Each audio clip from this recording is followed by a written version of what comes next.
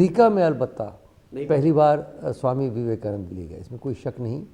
और एक करिश्मा ही हुआ समझिए, वो बुलाए हुए नहीं थे, डेलीगेट नहीं थे, लेकिन विश्व धर्म सम्मेलन जो हुआ था उसमें वो पहुंच गए, ये इनके इन प्रकार है, और बड़ा भारी उनका प्रभाव रहा। ये 1893 की बात है। Sisters and brothers of America,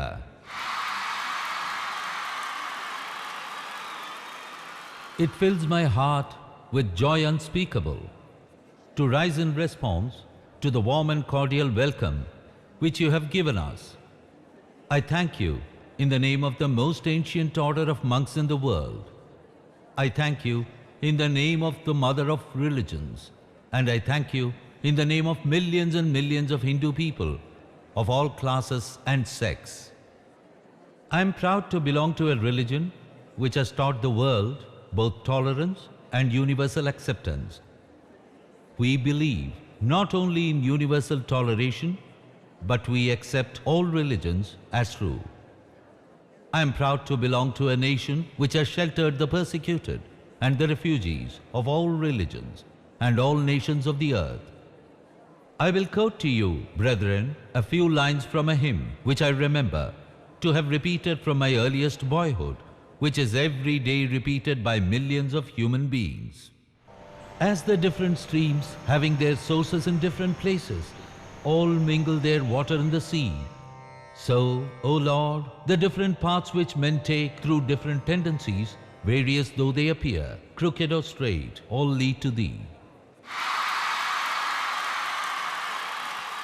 Calcutta के सिमला मोहल्ले में विश्वनाथ दत्त और भुवनेश्वरी देवी के घर में एक बालक का जन्म हुआ, जिसका नाम नरेंद्र नाथ रखा गया।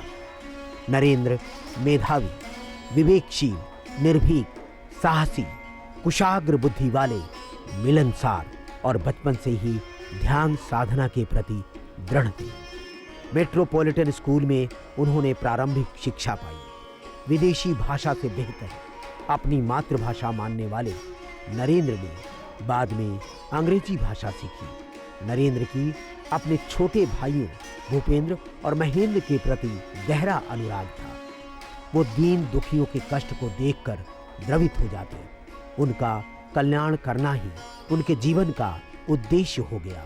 पढ़ाई लिखाई के साथ वो संगीत में भी प्रवीण थे। उनका विवेक स्वयं से वार्ता करता, अनगिनत प्रश्नों के जवाब ढूंढते। इस व्यक्ति की रामकृष्ण परमहंस ने जीवन दिशा ही बदल दी। स्वामी विवेकानंद जब अपने गुरु के पास साधना कर रहे थे तो एक दिन उन्होंने कहा, ठाकुर, अपने देशवासियों की पीड़ा मैं देख नहीं सकता। उनको जब मैं भूख से तड़पड़ाते देखता हूँ तो मेरा हृदय कांपने लगता है। ठाकुर ने हंसकर कहा, अरे जब तू मेरे पास आया तो अपने परिवार की चिंता कर रहा था, अब तेरा हृदय फैल रहा है, अब तू राष्ट्र की चिंता कर रहा है, पर कुछ दिनों के बाद तुम्हारा हृदय इतना फैल जाएगा कि सारा विश्व तुम्हें मानव के रूप में लगेगा। On account of his varied, though somewhat unsystematic, studies and enthusiasm for reason, Vivekanand developed an agnostic, even skeptical outlook on life. But his meeting with Ramakrishna in November 1881 and his close association with his master for about 5 years brought a turning point in his life. His aggressive faith in logic was toned down, negativity of thoughts evaporated, understanding the value of personal realization as distinct from intellectual conviction. जनवरी 1887 में नरेंद्र नाथ ने संन्यास ले लिया और दंड कमंडल धारी परिव्राजक सन्यासी की वेश में उन्होंने उत्तर पश्चिम भारत की यात्रा आरंभ की। दार्जिलिंग से वो अमरनाथ गए, हरिद्वार, ऋषिकेश, वृंदावन, वाराणसी, लखनऊ, आगरा आदि स्थानों की भी यात्राएं की। वो बैजनाथ, नैनीताल, अल्मोड़ा भी गए। फिर श्रीनगर पहुंचे तो वहां 1 माह तक रुके। वहीं उन्हें अंतःकरण से अनुभूति हुई और उन्होंने मां की स्तुति में रचना की। छिप गए तारे गगन के, बादलों पर चढ़ गए बादल, कांप कर गहरा अंधेरा, गरजते तूफान में। स्वामी विवेकानंद ने राजस्थान की भी यात्रा की। जब वो गुजरात में पोरबंदर पहुंचे, लक्ष्मी विलास पैलेस में राजा रवि वर्मा की पेंटिंग देखी तो वहां के महाराज की सभा में पंडित शंकर पांडुरंग से उन्होंने पतंजलि के महाभाष्य का अध्ययन किया और फ्रेंच भाषा भी सीखी। वो कोल्हापुर की महारानी के घर भी पहुंचे। अपनी इन्हीं यात्राओं के दौरान उनके मानस पटल पर प्राचीन, वर्तमान और भावी भारत की कल्पना ने आकार ग्रहण करना आरंभ कर दिया। स्वामी विवेकानंद कहते थे, मैं एक ऐसा धर्म चाहता हूं जो हम में आत्मविश्वास और राष्ट्रीय स्वाभिमान का बोझ जगा दे।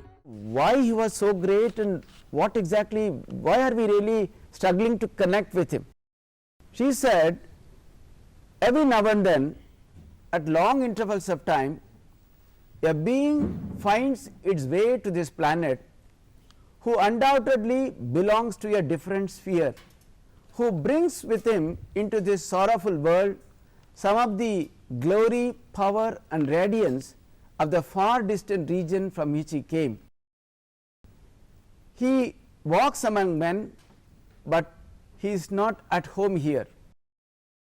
He is a stranger, he is a traveler, he tarries but a night.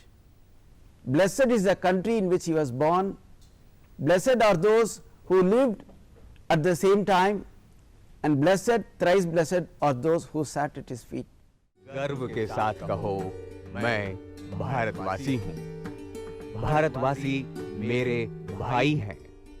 ब्राह्मण भारतवासी, चांडाल भारतवासी मेरे भाई हैं। भारतवासी मेरे प्राण हैं। भारत के देवी देवता मेरे भगवान हैं। भारत का समाज मेरे बचपन का बिछौना, मेरे यौवन का उपवन और मेरे बुढ़ापे की वाराणसी है। बोलो भाई, भारत की मिट्टी मेरा स्वर्ग है।